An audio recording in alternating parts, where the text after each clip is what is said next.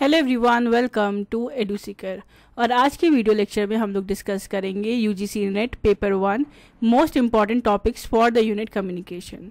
तो communication unit से जितने भी ज़्यादा इंपॉर्टेंट टॉपिक्स हैं उन्हें समझने का ट्राई करेंगे, basic understanding and conceptual clarity लेने का ट्राई करेंगे, सो दैट किसी भी टाइप के क्वेश्चंस आपके एग्जाम में आपको देखने को मिलते हैं, चाहे मैच ऑफ द फॉलोइंग हो, डायरेक्ट एमसीक्यूज हो या फिर स्टेटमेंट्स हो, मल्टीपल स्टेटमेंट्स हो, आप इजीली उन क्वेश्चंस को अच्छे से उन क्वेश्चंस के करेक्ट आंसर्स दे पाएं।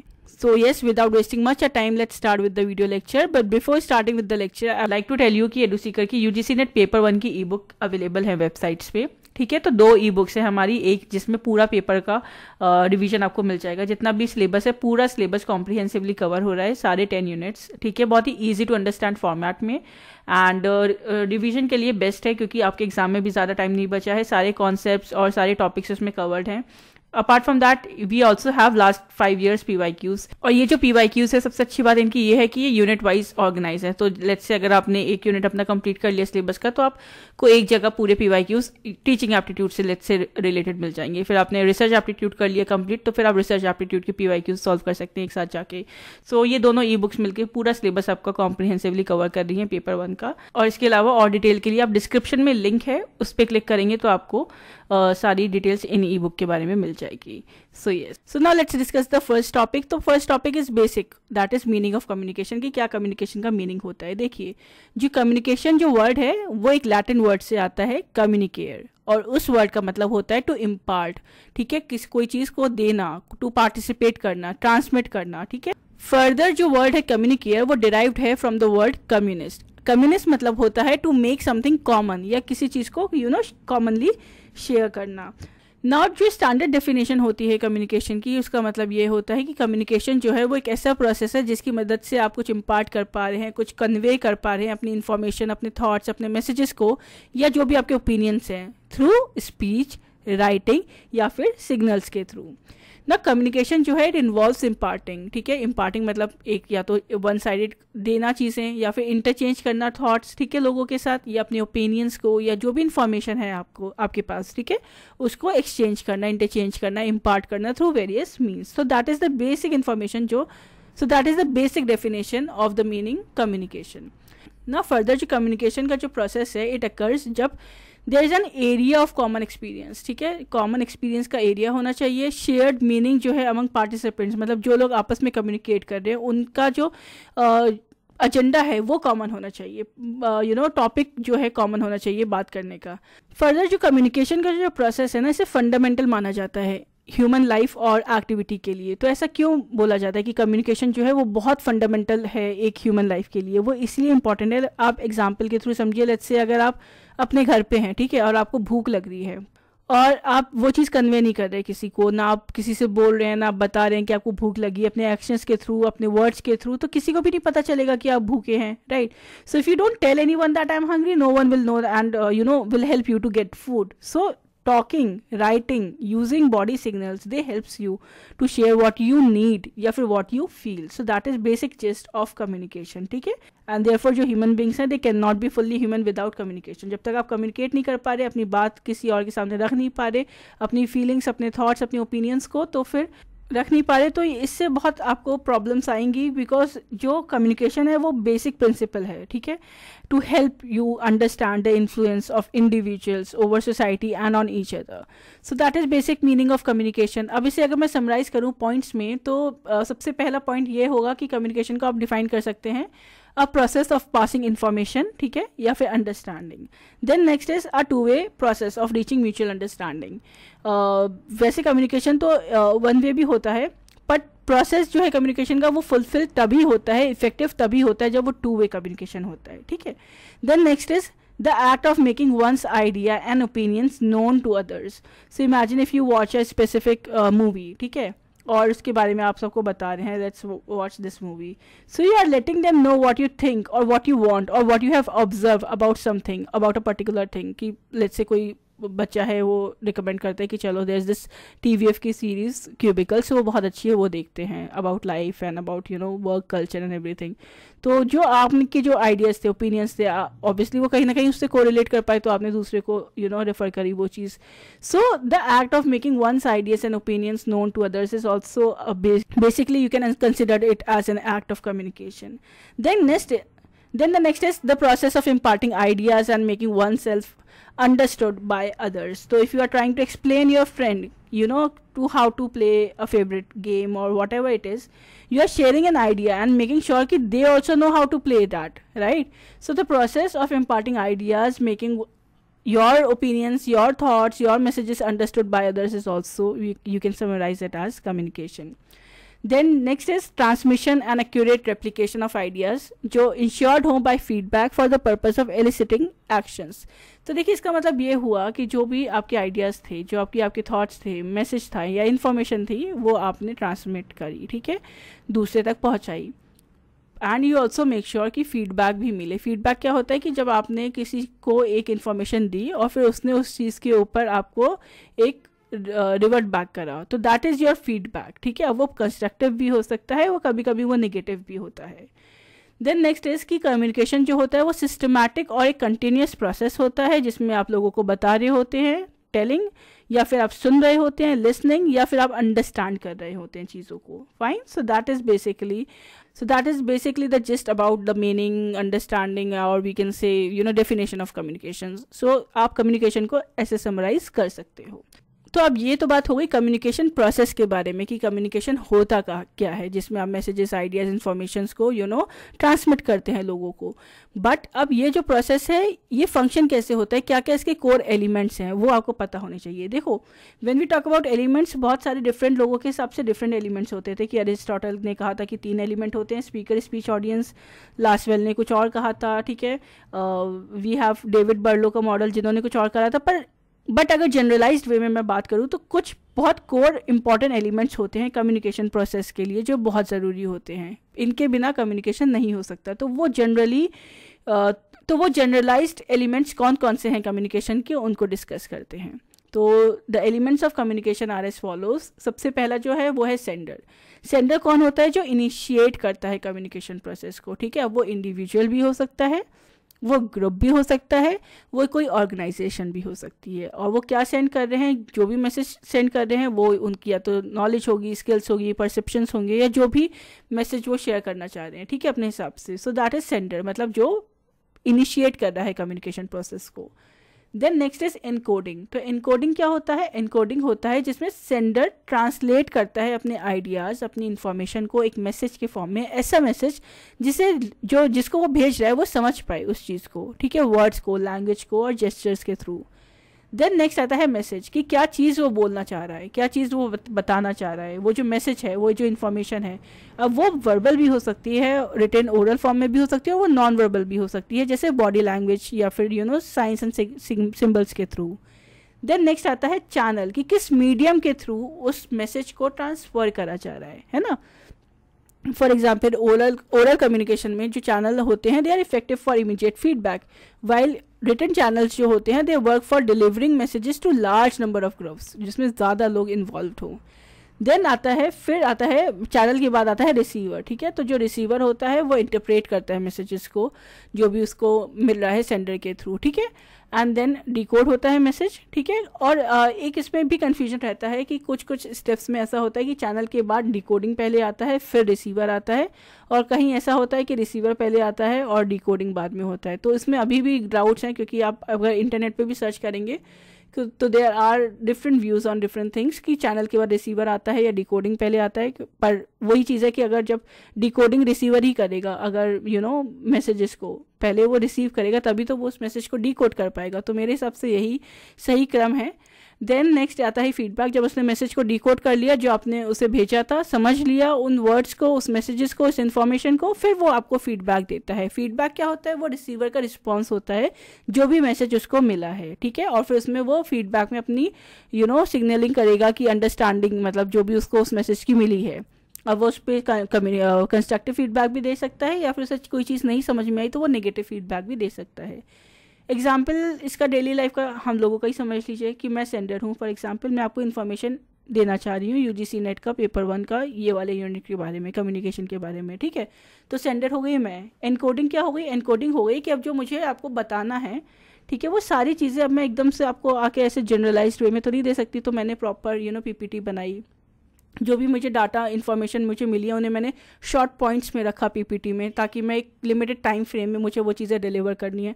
तो वो जो पूरा प्रोसेस है दैट इज़ एनकोडिंग। मैसेज क्या है? मैसेज जो इन्फॉर्मेशन आप जो स्क्रीन पे देख रहे हैं, जो मैं आपको पढ़ा रही हूँ, जो भी इन्फॉर्मेशन मैं आपको दे रही हूँ, ये हो गया मेरा मैसेज, ठीक है।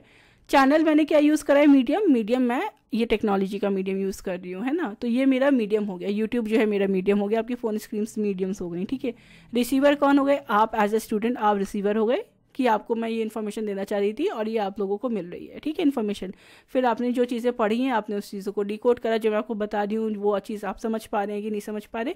और फिर कमेंट सेक्शन में आपने अपना फीडबैक दे दिया कि ये चीज़ें मैम हमें समझ में आई है, ये टॉपिक मैम हमें समझ में नहीं आया है, तो आप इसे नेक्स्ट वीडियो में आप ये टॉपिक चाहते हैं कि हम दोबारा से कवर करें, या कोई नया टॉपिक जो आप चाहते हैं हम कवर करें। तो वो आपने फीडबैक दे दिया कि हाँ मैम ये तरीका हमें अच्छा लग रहा है, या आप इसमें ये इम्प्रोवाइजेशन कर सकती हैं, समथिंग लाइक दैट। तो जब फीडबैक आप मुझे दे देते हैं ना, तब क्या होता है, कम्युनिकेशन प्रोसेस जो होता है वो कंप्लीट होता है, वो इफेक्टिव होता है। क्योंकि क्या हुआ, जब फीडबैक आपने मुझे दे दिया तो अगली बार जब मैं कम्युनिकेट करूँगी तो वो हमारा कम्युनिकेशन और अच्छा होगा, क्योंकि मैंने उस फीडबैक के ऊपर वर्क करा होगा। मतलब फीडबैक में अगर कोई हिंड्रेंस आई है तो वो आपने मुझे बता दी, तो मैंने उस चीज़ पे वर्क करके जब मैं अगली बार आऊँगी तो वो चीज़ भी नहीं रहेगी, वो दिक्कत भी नहीं रहेगी। सो दैट इज़ वाई फीडबैक जो है वो बहुत क्रूशियल है कम्युनिकेशन प्रोसेस में। तो ये सारे एलिमेंट्स हैं जो एक कम्युनिकेशन प्रोसेस को फुलफिल करने में लगते हैं। Also my throat is not well, so थोड़ा सा हो सकता है आप लोगों को आवाज़ में थोड़ा इशू रहेगा, so just cooperate with that for this video at least. So yeah now let's move with the next topic जो इस यूनिट से मैं डिस्कस करना चाहूँगी, that is your now let's discuss different models of communication. तो जो पहला मॉडल है कम्युनिकेशन का वो है आपका लीनियर मॉडल। तो लीनियर मॉडल में क्या होता है, जैसे कि आपको नाम से समझ में आ रहा है, it is viewed as a one way process, जिसमें जो सेंडर होता है the information moves from sender to receiver, और रिसीवर से सेंडर तक कोई फीडबैक या कुछ नहीं आता है। तो इसीलिए इसे लीनियर मॉडल कहते हैं। जैसे कि आप एरो में देख रहे हैं, वन साइडेड इन्फॉर्मेशन बस जाती जा रही है, सेंडर ने अपना मैसेज चैनल के थ्रू भेजा और रिसीवर ने रिसीव करके उसे एक्सेप्ट कर लिया, ठीक है। So it consist of 3 main elements, that is sender, message and receiver, ठीक है। सेंडर जो है वो इनकोड करता है मैसेजेस को, जिसके बाद वो ट्रांसमिट करता है चैनल के थ्रू टू द रिसीवर, जो डिकोड करता है उस मैसेज को। Fine, so that is your linear model. Then the next model is your interactive model. अब जो इंटरैक्टिव मॉडल होता है वो 2 वे प्रोसेस को रिकॉग्नाइज करता है और इन्वॉल्व करता है फीडबैक को। इट इंक्लूड्स एडिशनल कंपोनेंट जो है फीडबैक, और we can say field of experience. Feedback जो है वो अलाउ करता है रिसीवर को कि वो रिस्पॉन्ड करे जो भी उसे इन्फॉर्मेशन प्रोवाइड करी गई है सेंडर के थ्रू, ठीक है। तो फीडबैक जो है वो एक सर्कुलर और we can say interactive component है that makes communication process complete, ठीक है। सो फर्दर जो फील्ड ऑफ एक्सपीरियंस है इसमें आता है इंटरैक्टिव मॉडल में, that is refer to the personal backgrounds, और वी कैन से जो भी एक्सपीरियंसेस हैं या फिर जो भी कल्चरल इन्फ्लुएंसेस हैं जो कम्युनिकेशन प्रोसेस को शेप करते हैं फॉर बोथ जो सेंडर है और जो रिसीवर है। So that is field of experience. Then the next is transactional model, ठीक है। सो जो ट्रांजैक्शनल मॉडल जो होता है इट एम्फसाइजेस कि जो कम्युनिकेशन है वो एक साइमल्टेनियस और एक कंटिन्यूस प्रोसेस है, जिसमें आप देख पा रहे हैं सेंडर होता है, ठीक है, देन मैसेज होता है, एनकोड होता है, ठीक है, message encoding decoding, receiver, noise भी इन्वॉल्व है इसमें। So it considers communication as a dynamic interaction between sender and receiver, ठीक है। और जो दोनों सेंडर और रिसीवर होते हैं they take turns playing the role of encoder and decode, जैसे आपने डायग्राम में देखा था। ऑल्सो इट रिकॉग्नाइजेस कि जो कम्युनिकेशन है that is influenced by various factors, चाहे वो कल्चर हो, नॉइस हो, किसी भी तरीके का इंटरफेरेंस हो सकता है। Then the next is your Shannon and Weaver model.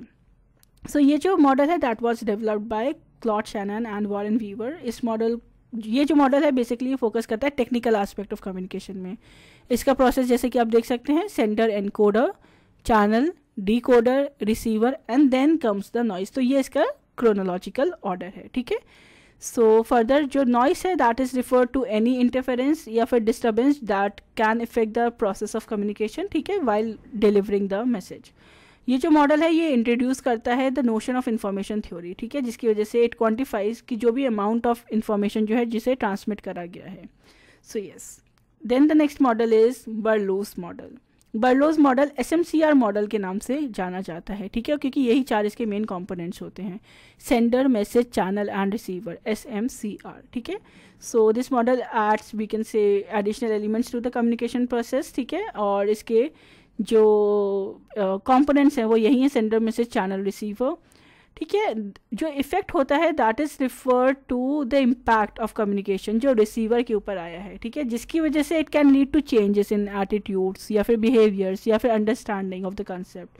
So ये जो मॉडल है वो इम्फेसाइज करता है इंपॉर्टेंस ऑफ अंडरस्टैंडिंग की जो रिसीवर की जो कैरेक्टरिस्टिक्स हैं इन टर्म्स ऑफ टेलरिंग की जो भी मैसेज उसे मिला है accordingly. Fine. So yes, further जितने भी ये मॉडल्स हैं बेसिकली ये एक फ्रेमवर्क प्रोवाइड करते हैं अंडरस्टैंडिंग के लिए कम्युनिकेशन प्रोसेस को, और different we can say aspects या फिर फैक्टर्स को हाईलाइट करते हैं जो इफेक्ट करते हैं एक इफेक्टिव कम्युनिकेशन को.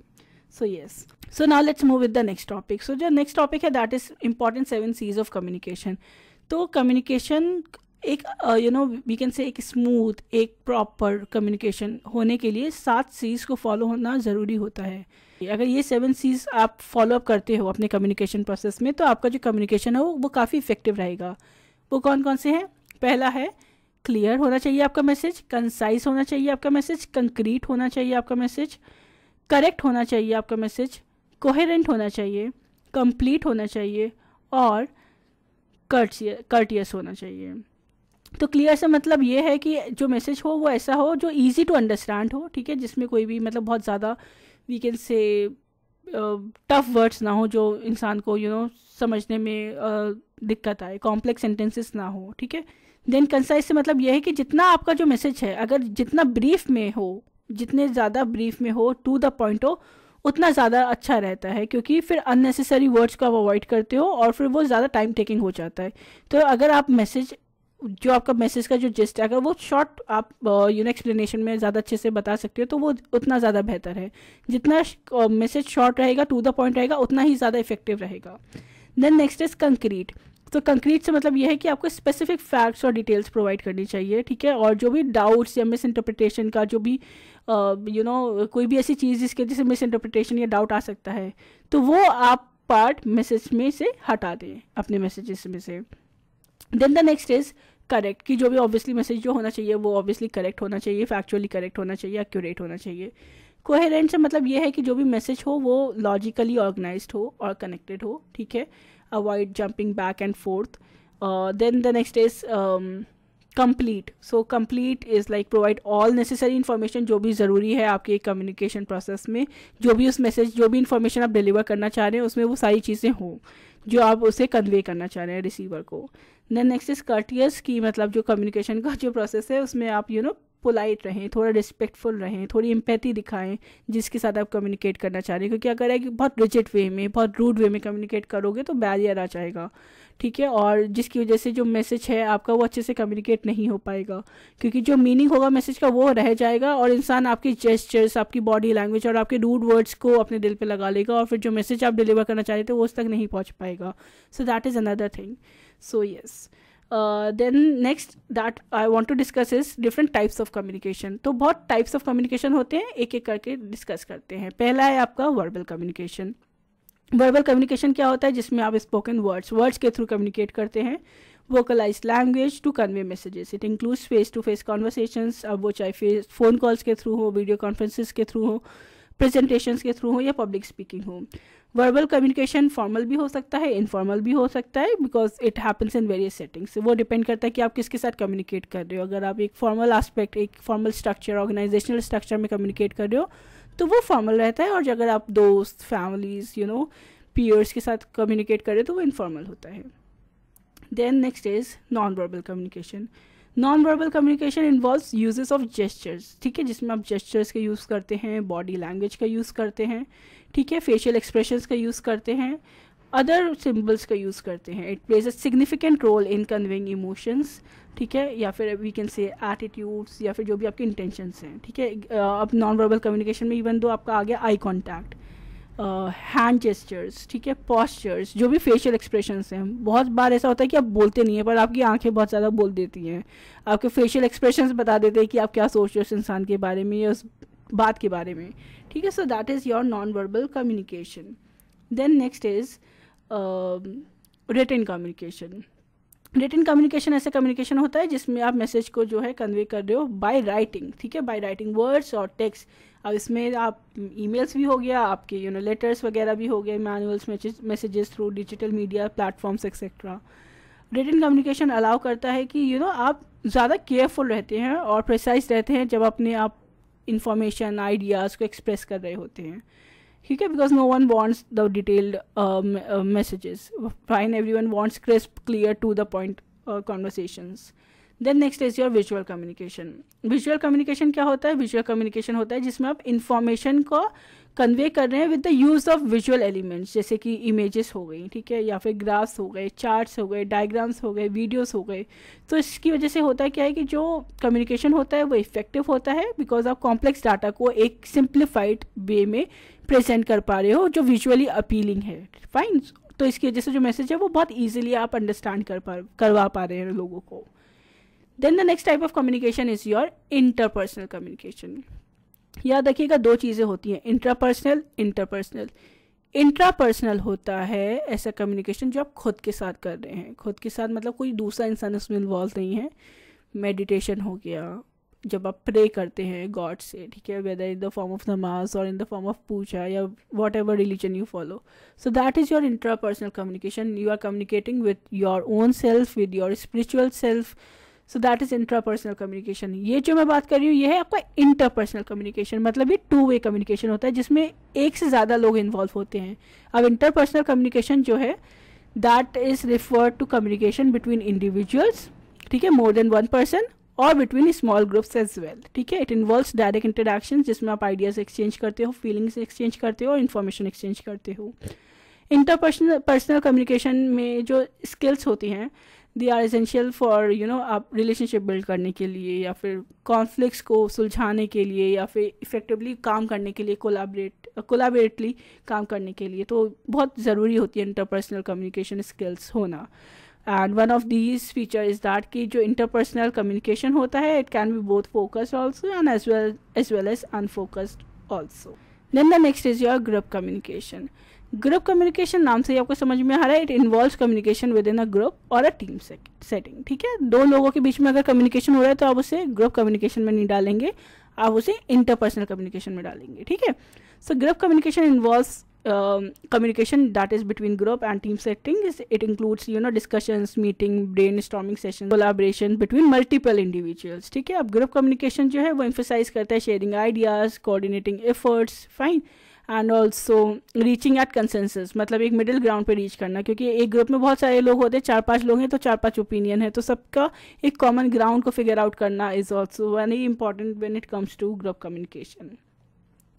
Then the next category of communication is your formal communication. So formal communication ऐसा कम्युनिकेशन होता है जो एक फॉर्मल सेटिंग में होता है, ठीक है। एस्टैब्लिश्ड रूल्स, प्रोटोकॉल्स होते हैं, हायरार्किकल स्ट्रक्चर होता है विद इन एन ऑर्गेनाइजेशन, और it is done within an organization और institution. So it also includes official announcements, reports, policies and procedures. Formal communication जो होता है वो इंश्योर करता है कि क्लैरिटी हो, काफ़ी अकाउंटेबिलिटी हो आपके मैसेजेस की, और जो भी ऑर्गेनाइजेशनल की जो गाइडलाइंस है उनको फॉलो अप करा जा रहा है, ठीक है। इसका अपोजिट होता है informal communication. Informal communication spontaneously occur होता है, ठीक है। इसमें कोई भी रूल्स रेगुलेशंस नहीं होते हैं। It is performed casually without following any formal structure, ठीक है। Casual conversations, social interaction, gossips वगैरह ये सब आपके इनफॉर्मल कम्युनिकेशन में आ गए। इनफॉर्मल कम्युनिकेशन हेल्प करता है फॉस्टर करने रिलेशनशिप को, it builds rapport also, it facilitate information exchange outside formal channels. अच्छा, एक और चीज़ है कि फॉर्मल ऑर्गेनाइजेशंस में इनफॉर्मल कम्युनिकेशन भी होता है, ये भी याद रखिएगा कि बहुत सारी ऐसी होती है ना, जैसे अब ऑर्गेनाइजेशन है, कोई कंपनी है, तो उसमें ऑब्वियसली कुछ लोग जो एम्प्लॉयज़ काम कर रहे हैं वो उनका कुछ अपना ग्रुप बन गया अलग से, वो लोग दोस्त बन गए, तो वो इनफॉर्मल भी बात कर लेते हैं। तो ये भी एक फैक्ट है कि फॉर्मल ऑर्गेनाइजेशंस में भी इनफॉर्मल कम्युनिकेशन होता है। So yes, that is your informal communication. Then next is your downward communication. Downward communication क्या होता है, देखिए पिक्चर से ही आपको समझ में आ रहा है कि देयर इज एन हायरार्की, कि टॉप लेवल पे there is this one person और वो अपनी इन्फॉर्मेशन ट्रांसमिट कर रहे हैं लोअर लेवल्स को, ठीक है, in the form of instructions और we can say in the form of delegation. इससे क्वेश्चन भी आया था 2019 फर्स्ट शिफ्ट में। Then the next is your upward communication. Upward communication में क्या होता है कि जो लोअर लेवल से जो इन्फॉर्मेशन है उसे ट्रांसफ़र करा जा रहा है हायर लेवल पे in the form of including reports, proposals, suggestions, ठीक है। So they are often hindered by barriers like distance and attitudes. So yes, then next आता है आपका लेटरल और we can say horizontal communication, जैसे कि side by side जो communication हो रहा है बिटवीन इंडिविजुअल जो सेम लेवल पे है हायरार्की में, ठीक है, to promotes interaction and collaboration. Then the next is your internal communication. Internal communication मतलब ऐसे communication that relates to communication within the organisation, मतलब एक ऑर्गेनाइजेशन के अंदर ही लोग आपस में कम्युनिकेट कर रहे हैं, important let's say particularly from important departments within the same field, जो क्रूशल है ये काफ़ी cooperation and decision making process के लिए। Then the next is your external communication. External communication होता है that happens outside the organisation, ठीक है, outside we can say external entities के बिटवीन होता है, बिटवीन एक्सटर्नल एंटिटीज़ और we can say individuals. It focuses on maintaining the relationships with stakeholders or we can say external agencies. Then the next come the most important which is your meta communication, ठीक है। Meta communication बहुत बार exam में पूछा गया है, ये तो उसमें लिख के आया है 2023 में, बट बहुत बार इससे क्वेश्चन आया है। सो मेटा कम्युनिकेशन एक सेकेंडरी कम्युनिकेशन का फॉर्म होता है, जिसमें क्या होता है इन्फॉर्मेशन को प्रोवाइड करा जाता है on how a message is intended to be understood और we can say interpreted. So it goes beyond explicit words जो यूज़ करे जाते हैं, चाहे वो वर्बल हो या फिर नॉन वर्बल हो। It can unintentionally convey additional meaning और कॉन्ट्राडिक्ट द एक्सप्लिसिट मैसेज। इसको मैं समझाती हूँ आपको एग्जाम्पल के through. It involves the combination of words, tone of voice, facial expressions, gestures and body language. And for example किसी ने बोला कि glad to see you, but उसने आपको देख के फेशियल जो एक्सप्रेशन है वो अच्छे नहीं है दिए, मतलब उसने अपनी आंखें रोल अप करी and he is like yeah I am glad to see you, but उनके जो फेशियल एक्सप्रेशन है वो कुछ और बोल रहे हैं, ठीक है। सो वो कॉन्ट्राडिक्टरी मैसेज जो है वो ट्रांसफ़र कर रहे हैं आपको। सो that is Meta communication. For example ये भी हो सकता है कि जैसे मैंने किसी से ये बोला कि today you are looking very good, fine, तो अब जो इंसान है उससे मैंने ये बोला कि आप बहुत अच्छे दिख रहे हैं आज, तो वो दूसरा इंसान हो सकता है उसका ये भी मतलब ले तो क्या मैं बाकी दिन अच्छा नहीं दिखता हूँ या मैं सिर्फ आज ही अच्छा लग रहा हूँ। तो वो मेटा कम्युनिकेशन हो गया कि आपका इंटेंशन कुछ था बोलने का, पर वो जो दूसरा इंसान है उसने अंडरस्टैंड कुछ और चीज़ समझी। मैंने किसी से बोला कि तुम आज अच्छे लग रहे हो, पर उसने ये सोचा कि इसका कहने का मतलब ये है कि सिर्फ मैं आज ही अच्छा लगता हूँ, बाकी दिन में अच्छा नहीं लगता। तो वो डिपेंड करता है दूसरों की अंडरस्टैंडिंग के ऊपर भी। सो that is what is Meta communication. आपका बोलने का इंटेंट कुछ और है और जो रिसीवर है वो कुछ और अंडरस्टैंड कर रहा है, मिस इंटरप्रेट कर रहे हैं मैसेज को। सो that is your Meta communication. Now let's move with the next topic जो है आपका बैरियर्स टू इफेक्टिव कम्युनिकेशन। अब बैरियर्स मतलब होता है जो ऑब्स्टेकल्स होते हैं या जो भी चैलेंजेस होते हैं या कोई भी ऐसी चीज़ जिसकी वजह से जो भी आपका मैसेज है वो करेक्टली सक्सेसफुली ट्रांसफ़र नहीं हो पा रहा है, ठीक है, वो हैम्पर हो रहा है, ठीक है। So that is basically your barriers to effective communication. अब ये जो बैरियर्स होते हैं ये डिफरेंट टाइप्स के हो सकते हैं। अब वो कौन कौन से टाइप के हैं वो डिस्कस करते हैं। पहला है आपका लैंग्वेज बैरियर। तो लैंग्वेज बैरियर क्या होता है? लैंग्वेज बैरियर होता है ऐसे बैरियर्स, मतलब ऐसे डिफरेंसेस जो इन टर्म्स ऑफ लैंग्वेज आप फेस करते हैं, डायलेक्ट्स, वोकैब, ठीक है, that can lead to misinterpretation और misunderstanding of the message. So communication between individuals who speak different languages have limited language proficiency can be challenging. मतलब ये है कि जैसे मैं आपसे कम्युनिकेट कर रही हूँ अभी इंग्लिश और हिंदी में, ठीक है, पर अगर ऐसा कोई स्टूडेंट है जो हमारा फॉर एग्जांपल साउथ इंडिया से है जिसे इंग्लिश भी नहीं आती, ठीक है, और हिंदी भी नहीं आती, तो उसके लिए ये जो चीज़ें जो मैं बता रही हूँ, जो मैं पढ़ा रही हूँ, वो समझने में काफ़ी मुश्किल होगी।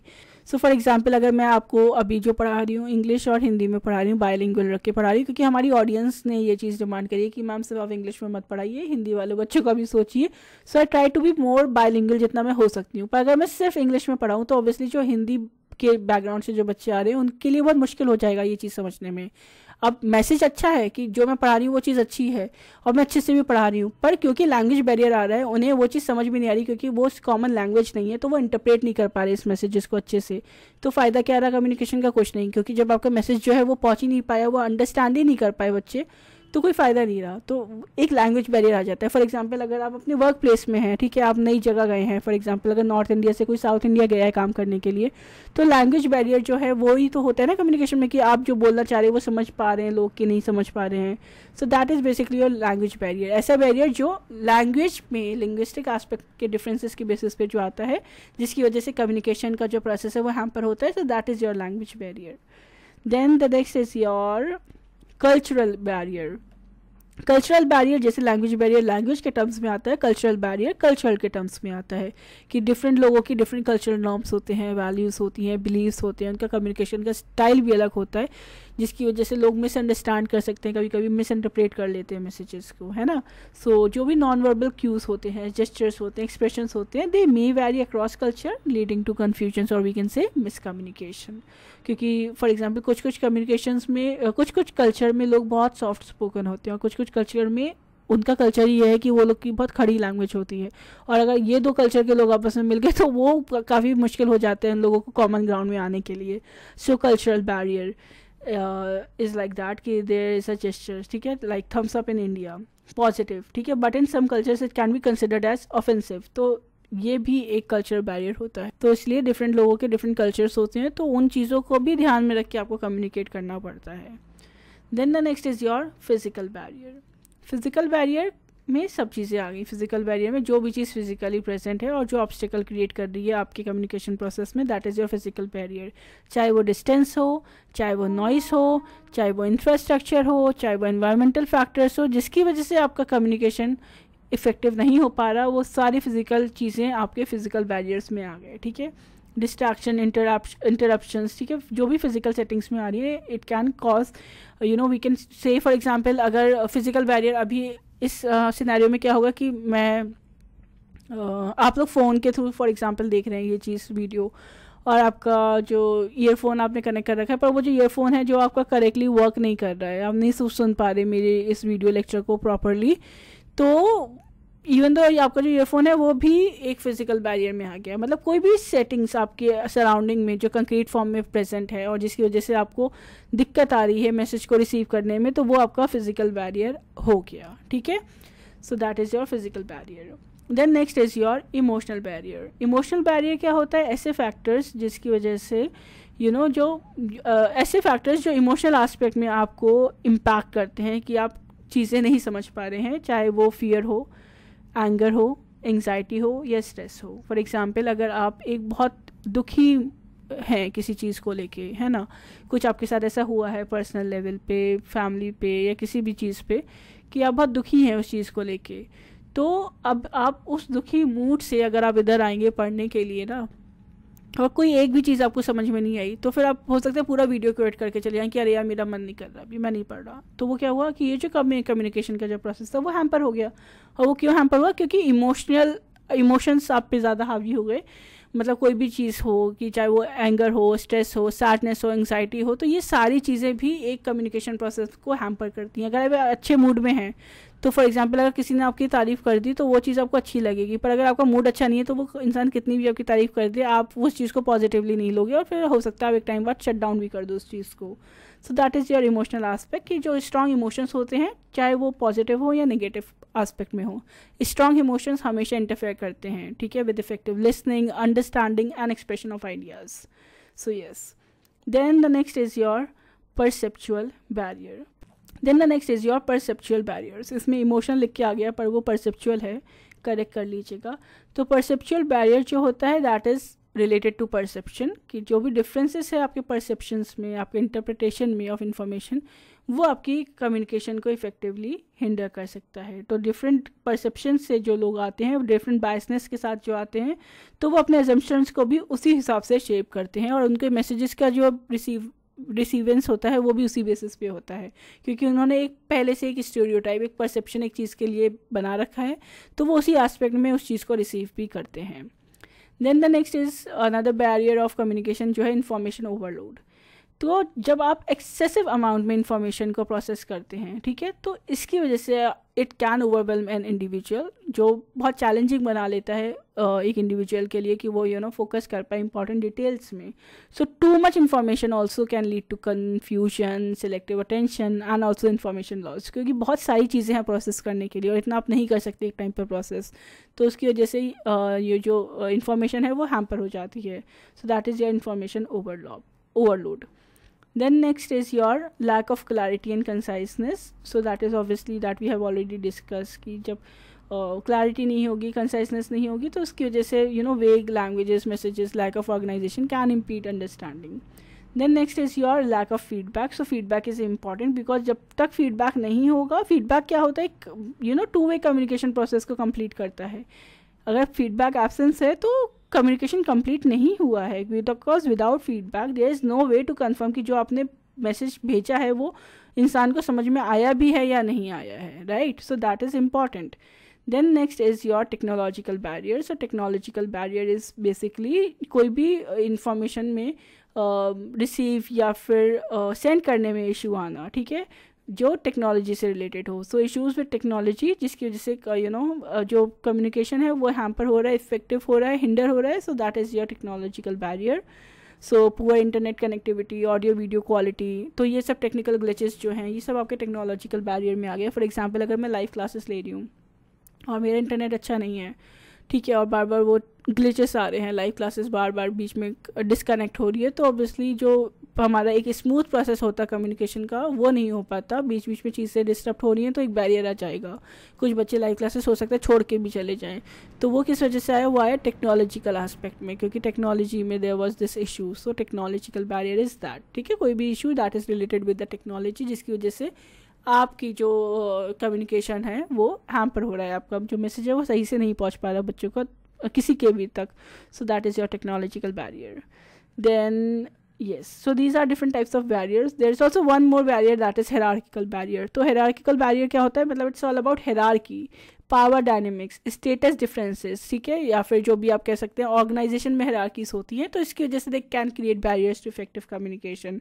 क्योंकि जो subordinates होते हैं फिर वो hesitate करते हैं अपनी चीज़ों को, अपने opinions को supervisors तक पहुँचाने के लिए, जो भी उनके कंसर्न सुपीरियर्स हैं, तो इसकी वजह से जो है there is limited information flow. So that is basically your hierarchical barrier. So yes, these are different kinds of barriers to effective communication. Now let's discuss the next topic, that is your mass media and society. So mass media basically is referred to various forms of communication जो large audience तक simultaneously पहुँच पाएँ. तो इसीलिए mass media we can say जो media है उसको fourth state भी रेफर करा जाता है. एक बार क्वेश्चन भी पूछा गया था इसका कि who is referred as the fourth state. ज़्यादातर लोगों को पता ही होगा, that is refer to media. First third are your legislative, executive and judiciary. Fourth state बोला जाता है मीडिया को, बिकॉज मीडिया का बहुत इन्फ्लुएंस, एक बहुत स्ट्रॉन्ग रोल रहता है सोसाइटल और पॉलिटिकल ग्रुप्स में, that is independent of the traditional branches. So ये जो मास मीडिया है that is often use to describe media और प्रेस जिसका एक इन्फ्लुएंस है, काफ़ी पावरफुल इन्फ्लुएंस है, ठीक है. It plays a very crucial role in holding the government accountable, providing information to the public and also acting as a check on the other branches of government. So for example अगर एक जो अभी India democracy है या कोई भी democratic government जो है, तो वो डेमोक्रेटिक तब तक है जब तक लोगों के पास इन्फॉर्मेशन है. जब इन्फॉर्मेशन ही नहीं होगी तो फिर वो डेमोक्रेसी कैसी. और इन्फॉर्मेशन प्रोवाइड कौन करता है, मीडिया प्रोवाइड करता है. सो दैट इज़ मीडिया का बहुत इंपॉर्टेंट रोल रहता है. So it plays a significant role in shaping public opinion. Information को डिसेमिनेट करना है, वो चाहे इन्फ्लुएंस करना हो सोशल, कल्चरल या पॉलिटिकल डिस्कोर्स को. So yes, further there is the concept of media literacy, जिससे क्वेश्चन आया था, तो वो मैं क्लियर कर दूं कि मीडिया लिटरेसी क्या होती है. So media literacy is refer to the ability जिसमें आप क्रिटिकली एनालाइज कर सकते हो और इवेल्युएट कर सकते हो ऐसे मैसेजेस और इन्फॉर्मेशन को जो आपको मीडिया के थ्रू दिए जा रही हैं, है ना. तो आप अंडरस्टैंड कर पाओ कि क्या मीनिंग्स हैं, इंटेंडेड मीनिंग क्या है, कैसे इंटरप्रेट करना है इसे ब्रॉडर सोसाइटल कॉन्टेक्स्ट में. तो इट इन्वॉल्व्स डेवलपिंग ऐसी स्किल्स जिसकी वजह से आप एनालाइज कर पाओ, इवैल्यूएट कर पाओ और क्रिएट कर पाओ कि मीडिया का जो भी कंटेंट है effectively. So media literacy is considered as a continuous process, क्योंकि आजकल तो there is different types of media. Social media है, सोशल मीडिया में इतने सारे मीडिया प्लेटफॉर्म्स हैं, सब में कुछ ना कुछ आपको इन्फॉर्मेशन एक टॉपिक से रिलेटेड डिफरेंट एस्पेक्ट में मिल जाएगी. अभी आपके ऊपर है कि आप कैसे क्रिटिकली एनालाइज कर पा रहे हो कि क्या सही है, क्या गलत है, क्या फेक है, क्या रियल है, right. So that is your media literacy. So now let's discuss different types of mass media. तो मास मीडिया में देखो, मास मीडिया का मतलब क्या हो गया, ऐसा मीडिया मतलब ऐसा मीडियम के थ्रू मैसेज को ट्रांसफर करना जो मासेस तक रीच करे। तो सबसे पहला आ गया आपका प्रिंट मीडिया। प्रिंट मीडिया में आपके हो गया जो भी न्यूज़पेपर है, ठीक है, जो भी प्रिंटेड पब्लिकेशंस होते हैं, articles, journals, opinions, advertisements, all that, magazines, ठीक है, बुक्स, चाहे प्रिंटेड हो पब्लिकेशंस के through. So these are your printed media. Then आता है आपका सेकंड पे ब्रॉडकास्ट मीडिया। ब्रॉडकास्ट मीडिया क्या होता है, broadcast media is like television, ठीक है, चाहे वो टेलीविजन के फॉर्म में हो, विजुअल्स या ऑडियो के फॉर्म में हो, या फिर रेडियो के थ्रू अपनी इन्फॉर्मेशन को डिलीवर करना। तो ये आपका आ गया ब्रॉडकास्ट मीडिया में। फिर आपका आता है डिजिटल मीडिया। डिजिटल मीडिया में आपका क्या आ गया, डिजिटल मीडिया में सारे डिजिटलाइज्ड फॉर्म आ गए, जो भी वेबसाइट्स हो गई, सोशल मीडिया हो गया, ठीक है, सोशल मीडिया में चाहे डिफरेंट जितने भी प्लेटफॉर्म्स हैं वो, online news portals, blogs, podcast, ठीक है, ये सब जो भी हो गया ये आपका आ गया डिजिटल मीडिया में। देन नेक्स्ट आ गया आपका आउटडोर मीडिया। सो आउटडोर मीडिया में क्या आ गया, आउटडोर मीडिया में आ गए आपके पोस्टर्स, आपके बिल बोर्ड्स, ठीक है, जो भी ये सब चीज़ें हैं, मूवीज़, डॉक्यूमेंट्रीज, ये सब आपके आउटडोर मीडिया में आ गए। Then there are also other forms of media, जो है आपके direct mails, newsletters, public speaking. So these are also your other forms of mass media. Fine. So these are your different forms of mass media, types of mass media. अब बात करते हैं characteristic features of mass media की। अच्छा, एक चीज़ याद रखिएगा कि there is a difference between mass media, मतलब मास मीडिया में जो कम्युनिकेशन होगा वो होता है मास कम्युनिकेशन। तो मास कम्युनिकेशन और ग्रुप कम्युनिकेशन में एक डिफरेंस होता है, वो मैं बता दूँ। वो क्या होता है कि ग्रुप कम्युनिकेशन में जो लोग होते हैं उनका सेम एजेंडा होता है, सेम बैकग्राउंड होता है, ज़्यादातर जनरलाइज्ड वे में। मास मीडिया में ऐसा नहीं होता। फॉर एग्जांपल, अगर मैं क्लास में एक लेक्चर डिलीवर कर रही हूँ, ठीक है, अगर एक टीचर क्लास में पढ़ा रहा है तो वो किसका एग्जाम्पल होगा, वो मास मीडिया का होगा या वो ग्रुप कम्युनिकेशन का होगा, वो एग्जाम्पल होगा ग्रुप कम्युनिकेशन का। क्यों? क्योंकि उसका एक मैसेज क्लियर है जब वो जा रहा है कम्युनिकेट करने के लिए कि उसे पढ़ाना है एक टॉपिक के ऊपर, और जो वो बच्चे आए हैं उनको भी पता है कि वो सेम लेवल पे एक ही क्लास के बच्चे हैं और उनका एक ही इंटेंट है कि वो पढ़ने आ रहे हैं, है ना। सो that is your group communication. Mass communication में क्या होता है कि आप एक मैसेज दे रहे हो पर आपकी ऑडियंस डिफाइन नहीं होती है, वो बहुत लार्ज होती है, वो किसी भी बैकग्राउंड की हो सकती है, कहाँ तक वो मैसेज जा रहा है आपको नहीं पता। सो that is the difference between mass media and group communication, ठीक है। तो एक बार मुझे इसलिए याद आ गया कि एक बार क्वेश्चन आया था कि जो क्लासरूम में अगर टीचर पढ़ाने जा रहा है तो वो किसका एग्जाम्पल होगा, ग्रुप कम्युनिकेशन का, मास कम्युनिकेशन का, या किसका, तो वो ग्रुप कम्युनिकेशन का एग्जाम्पल होगा। मतलब एक जब सिमिलर बैकग्राउंड की चीज़ें होती है ना, similar zone we can say similar background, similar audience, एक ही इंटेंट के साथ जो होती हैं, तो वो आपका ग्रुप कम्युनिकेशन हो जाता है। और जब वो ऑडियंस डिफाइन नहीं होती है तो वो आपका मास कम्युनिकेशन हो जाता है।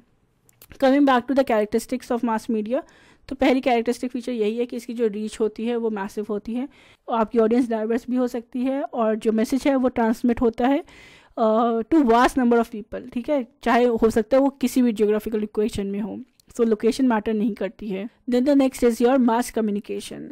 सो मास कम्युनिकेशन मतलब कि मास मीडिया जो होती है वो इन्वॉल्व करती है the process of mass communication, where जो इन्फॉर्मेशन है, जो भी कंटेंट है, that is produce and distributed to large number of audience through various channels, चाहे प्रिंट मीडिया हो, ब्रॉडकास्ट हो, या फिर डिजिटल प्लेटफॉर्म्स हो।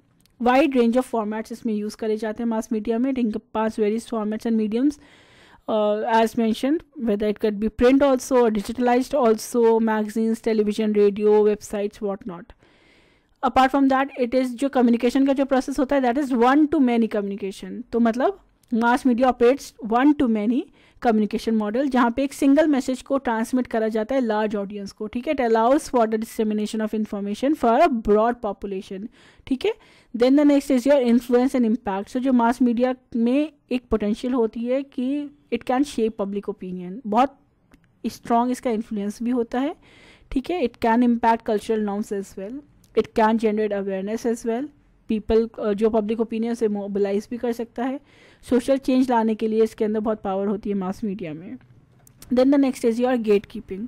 फर्दर गेट कीपिंग जो है दैट इज़ व्हेन जब मास मीडिया जो होती है वो एक्ट करती है एज अ गेट कीपर, कि मतलब मीडिया ने सिलेक्ट कर लिया है और फिल्टर आउट कर लिया है कि उन्हें क्या कंटेंट प्रेजेंट करना है, क्या नहीं प्रेजेंट करना। फॉर एग्जांपल आपने देखा होगा बहुत सारे यूट्यूब चैनल्स होते हैं ना, ये बहुत फेक वीडियोस डालते हैं, बहुत फेक वीडियोस मिलेंगे कि इसकी डेथ हो गई, उसकी डेथ हो गई, और पता नहीं किसकी शादी किससे हो गई।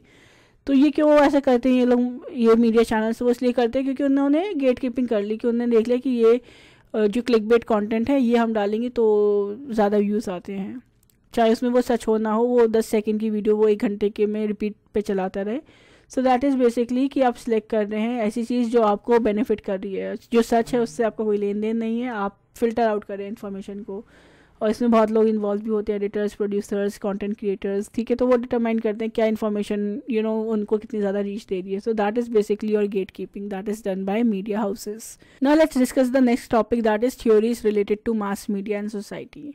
सो पहली जो थ्योरी है वो है आपकी लिमिटेड इफेक्ट थ्योरी। अब इस थ्योरी के अकॉर्डिंग क्या होता है कि जो लोग होते हैं, ये थ्योरी ये कहती है कि they are not passive recipient of media messages but active, कि जो लोग हैं वो बहुत एक्टिव होते हैं और बहुत एक्टिवली सिलेक्ट करते हैं कि उन्हें क्या चीज़ देखनी है, कैसे क्या चीज़, किस मैसेज को जो मीडिया दिखा रहा है उसे कैसे इंटरप्रेट करना है। क्योंकि ये थ्योरी कहती है कि जो लोग होते हैं, जो इंडिविजुअल्स होते हैं, उनके पहले से ही बिलीव्स होते हैं, वैल्यूज़ होते हैं, सोशल नेटवर्क्स होते हैं जिनको वो बिलीव करते हैं, जिन एटीट्यूड्स और जिन बिहेवियर्स को वो फॉलो अप करते हैं। तो जो मीडिया का जो रोल है वो इतना कोई बड़ा रोल नहीं है, मीडिया का बहुत लिमिटेड इम्पैक्ट होता है लोगों के नज़रिए को चेंज करने के लिए, क्योंकि उनका ऑलरेडी एक प्री कंसीव नोशन होता है चीज़ों को लेके। So that is basically your limited effect theory. Then next is your class dominant culturalist theory. तो ये जो थ्योरी है वो ये कहती है कि जो रोल होता है मीडिया का, वो इट एम्फेसाइजेस कि जो रोल है मीडिया का that is in maintaining and reinforcing the existing social and economic power structures. मतलब मीडिया का जो कंटेंट है दैट इज़ प्रोड्यूस्ड, क्योंकि जो मीडिया का जो कंटेंट है वो प्रोड्यूस और कंट्रोल करा जाता है बाय डोमिनेंट सोशल क्लासेस, ठीक है, तो वो यूज़ करती है मीडिया को अपना इंटरेस्ट प्रमोट करने के लिए और अपनी पोजीशन को मेंटेन करने के लिए क्लास में, अपनी सोसाइटी में। सो ये जो थ्योरी है वो यही आर्ग्यू करती है कि जो मीडिया होती है वो रिप्रेजेंट करती है नैरेटिव्स और आइडियोलॉजीज जो ऑफन रिफ्लेक्ट करती हैं values, beliefs of the dominant classes उस जो भी लोकेशन में है। So that is your class dominant culturalist theory. Then next is your agenda setting theory. तो ये जो थ्योरी है वो ये सजेस्ट करती है कि जो मास मीडिया है उसके पास पावर है कि वो इन्फ्लुएंस कर सकती है importance and also we can say salience of issues जो भी पब्लिक के माइंड में है, डिटरमाइनिंग कि जो भी टॉपिक है वो कितना सिग्निफिकेंटली कवरेज रिसीव कर रहा है। सो इट पोजेस की जो मीडिया जो होती है वो एजेंडा सेटिंग इन्फ्लुएंस क्रिएट कर सकती है, पब्लिक एजेंडा सेट कर सकती है कि what people considered important. For example आप देखेंगे कि कोई अगर इशू है जो मीडिया में बहुत बार बार दिखाया जा रहा है तो ऑब्वियसली उस इशू को बहुत ज़्यादा पब्लिक इंपॉर्टेंस मिल जाएगी, उस बारे में लोग ज़्यादा बात करने लगेंगे। मतलब हो सकता है कभी वो चीज़ एग्जिस्टेंस में ना भी हो, पर क्योंकि मीडिया ने उस चीज़ को इतना हाईलाइट कर दिया कि वो लोगों के दिमाग में वो फितूर आ गया कि नहीं ये चीज़ बहुत इंपॉर्टेंट है, इसके बारे में बात हो रही है, ठीक है। तो किसी चीज़ का एजेंडा सेट करना that is also a very important role जो मीडिया क्रिएट करती है, जो मीडिया का काम है करना, करती है। So that is your basically agenda setting theory. However इसके नेगेटिव फीडबैक्स भी हो जाते हैं कि कभी कभी नेगेटिव एस्पेक्ट को भी ये लोग यूज़ कर लेते हैं अपने पर्सनल बेनिफिट्स के लिए। So that is how you distinguish it with. Then next is your cultivation theory. Cultivation theory argue करती है कि अगर लॉन्ग टर्म एक्सपोजर रहता है किसी का मीडिया कंटेंट से रिलेटेड, पर्टिकुलर मीडिया कंटेंट से रिलेटेड, तो हाई चांस ये है कि उस इंडिविजुअल का वही परसेप्शन ऑफ रियलिटी बन जाएगा। फॉर एग्जाम्पल जिसे आपने देखा होगा आजकल का जो टाइम है सोशल मीडिया में, like there is no command, ठीक है। आप फॉर एग्जांपल आपके जो पेरेंट्स हैं उन्हें इतना नहीं पता कि ठीक है हम लोग आइडेंटिफाई कर लेते हैं कि ये न्यूज़ फेक है, ये न्यूज़ नहीं है। हमारे पेरेंट्स वगैरह जो हैं वो लोग अभी टेक्नोलॉजी से इतना ओपन नहीं है तो उन्हें नहीं पता, उन्हें जो चीज़ मिलती है वो उस पर बिलीव कर लेते हैं। अरे ये देखो उधर ऐसा हो गया, अरे ये देखो इधर ऐसा हो गया, है ना, चाहे वो चीज़ सच हो या ना हो, और फिर वो उन्हें रियल लगने लगता है। तो वो ये एक फैक्ट है कि जो मीडिया कंटेंट आप देखोगे, जो कंटेंट आप देखोगे, जितना ज़्यादा आप देखोगे एक कंटेंट को, आपका भी कहीं ना कहीं दिमाग उसी हिसाब से ही चलने लगेगा। अगर आप फॉर एग्जांपल किसी पर्टिकुलर आइडियोलॉजी को बिलीव करते हो और आप उसी चीज़ का कंटेंट देखते रहोगे तो हाई चांस ये है कि जो भी आपका एक normal we can say neutral ground था रियलिटी का, वो चेंज होके वो सिर्फ जो मीडिया कंटेंट आपने देखा है उसके बेसिस पे आपका जो रियलिटी है वो परसेप्शन बन जाए। सो that is also the way, so that is also another impact of media. So that is said by so that is stated in the cultivation theory itself कि it argues कि जो long term exposure रहता है media content का वो shape कर सकता है इंडिविजुअल की perception of reality. Then next is social learning theory. तो ये जो थ्योरी है वो प्रपोज करती है कि जो इंडिविजुअल होते हैं वो जो अपना जो बिहेवियर है वो सीखते हैं एटीट्यूड वैल्यूज थ्रू ऑब्जर्विंग, ठीक है, चाहे ऑब्जर्व करें या लोगों को इमिटेट करें। So it including those portrayed in the media. Fine, so it suggest कि जो मीडिया है वो इन्फ्लुएंस करती है बिहेवियर को by presenting role models, so demonstrating consequences also of certain actions. तो मतलब सोशल लर्निंग थ्योरी का मतलब यही है कि जो आप मीडिया दिखा रहे हैं, जो पोर्ट्रे कर रहे हैं, उसका बहुत इम्पैक्ट रहता है लोगों के ऊपर। अगर किसी को बहुत ग्लोरीफाई कर दिया जाएगा मीडिया के थ्रू तो वो लोग उसको एक रोल मॉडल की तरह देखने लगते हैं। हाउएवर हो सकता है कि उसके कुछ ऐसे बिहेवियर हैं जो ह्यूमैनिटेरियन ग्राउंड पे देखा जाए इतने अच्छे नहीं हैं, पर क्योंकि मीडिया ने उस चीज़ को ग्लोरीफाई कर दिया है तो वो लोग समझेंगे कि अरे ये तो रोल मॉडल है and we should look up to these persons and people. So that is basically your social learning theory. Then the next is your agenda building theory. देखो इससे पहले हमने डिस्कस करी थी एजेंडा सेटिंग थ्योरी, अब ये है एजेंडा बिल्डिंग थ्योरी। तो एजेंडा बिल्डिंग थ्योरी क्या होती है, वो एक्सपैंड करती है एजेंडा सेटिंग थ्योरी को बाय एम्फेसाइजिंग कि जो रेसिप्रोकल रोल है, रिलेशनशिप है between media and public agendas. For example एक ये तो चीज़ है कि मीडिया एजेंडा सेट करती है, पर ये भी वैसे वैसा चीज़ है कि जो पब्लिक का जो कंसर्न है और जो पब्लिक का इंटरेस्ट है वो भी इन्फ्लुएंस करता है मीडिया का कवरेज और मीडिया का एजेंडा। मतलब जो लोग जो चीज़ ज़्यादा देखना चाहेंगे ये भी एक वैसे वर्सा है कि मीडिया भी वही दिखाना चाहेगी। तो ये एक उसका वी कैन से वैसे वर्सा एक इफेक्ट है। एजेंडा सेटिंग थ्योरी को एक्सपैंड कर दिया गया है agenda building theory. Then the next theory is your reception theory. तो रिसेप्शन थ्योरी जो है वो एम्फेसाइज करती है active role of the audience जब वो इंटरप्रेट कर रहे हैं मैसेजेस को, ठीक है, जो भी मीडिया के थ्रू उनको मैसेजेस रिसीव हो रहे हैं। सो इट सजेस्ट कि जो इंडिविजुअल हैं they bring their own social cultural and personal contexts to the process of decoding media contents, जिसकी वजह से डाइवर्स और सब्जेक्टिव इंटरप्रिटेशंस होते हैं सेम मैसेजेस के, क्योंकि जिस कल्चरल सोसाइटल कॉन्टेक्स्ट से आप आ रहे हो, जो भी आपका पर्सनल ओपिनियन है वो भी मैटर करता है कि क्या जो मीडिया आपको दिखा रहा है उसको आप कैसे इंटरप्रेट कर रहे हो। So that is your reception theory. Then next is your media ecology theory. So media ecology theory explore जो भी रिलेशनशिप है between media, technology and the environment. याद रखिएगा, हो सकता है इस टाइप का क्वेश्चन पूछ लिया जाए कि which among the following are the components of media ecology theory. तो उसमें मीडिया, टेक्नोलॉजी एंड एनवायरनमेंट तीनों चीज़ें आ गई। सो इट एग्जामाइंस कि how different media forms and technological advancement जो भी हो रही है वो शेप करती है कम्युनिकेशन पैटर्न्स को, सोशल स्ट्रक्चर्स को और कल्चरल डायनेमिक्स को। So yes, this is another theory related to your mass media and society. So these are some important theories. इसके अलावा there are some concepts जो आपको recent exam में देखने को मिले थे, तो वो discuss कर लेते हैं। There was this concept of high bro, middle bro, low bro and post bro। तो ये पूछा गया था आपसे। So basically जो high bro वाले जो लोग होते हैं they watch movies and films for their intellectual satisfaction। मतलब वो novels देखेंगे, क्रिटिकली अक्लेम्ड मूवीज़ देखेंगे, ठीक है, लाइक इंसेप्शंस और parasite for intellectual challenges. So these are basically your high brow people. Then middle brow are ऐसे लोग जो डिस्टिंग्विश कर पाते हैं between good and bad film. So imagine someone जो एक मूवी देख रहा है, ठीक है, और वो ये कह रहा है फिल्म देखने के बाद कि ये एक बहुत बढ़िया फिल्म थी, पर इसको आप कंपेयर नहीं कर सकते ओरिजिनली किसी दूसरी मूवी के थ्रू। तो इनकी जो एबिलिटी है क्रिटिसाइज करने की, डिस्टिंग्विश करने की between entertainment quality makes them the middle bro. Then the next is low bro। तो low bro जो होती है that is escape from the daily routine। मतलब ये लोग जो हैं वो बहुत लाइट हार्टेड सिटकॉम मूवीज़ देखते हैं, जैसे मूवीज़ या फिर वेब सीरीज़ देखते हैं। मतलब वो सिर्फ अपने डेली रूटीन को स्किप करना चाहते हैं, सिर्फ उसके लिए वो देखते हैं, स्ट्रेस रिलीज़ करने के लिए। पोस्ट ब्रो होते हैं for sophistication and deeper understanding. मतलब ऐसे इंडिविजुअल्स जो मूवीज़ देखते हैं we can say to analyze themes such as जो भी exist such as जो भी ह्यूमन मेमोरी है या जो भी much at deeper level. So for instance आप डिस्कस करें कि कैसे जो डायरेक्टर है उसने कलर को यूज़ करा है टू डिपिक्ट इमोशंस एंड तो ये जो अप्रोच है बहुत डीप अंडरस्टैंडिंग वाली, that is your post pro. So ये एक बेसिक कंसेप्ट था, जिससे एक बहुत रैंडम कंसेप्ट है जिससे ये क्वेश्चन पूछ लिया गया था।